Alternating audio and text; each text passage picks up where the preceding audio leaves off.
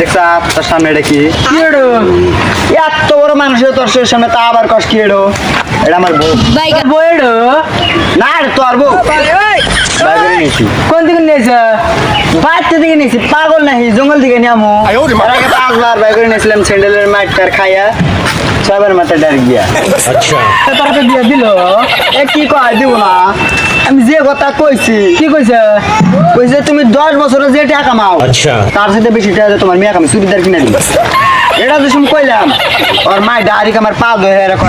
আমার বিয়া না করো ডাইরেক্ট মাত কেটে মরে যাম গা বন্যা কইছে আর বাবার মুখলে যা থেকে বিয়াটা করলাম না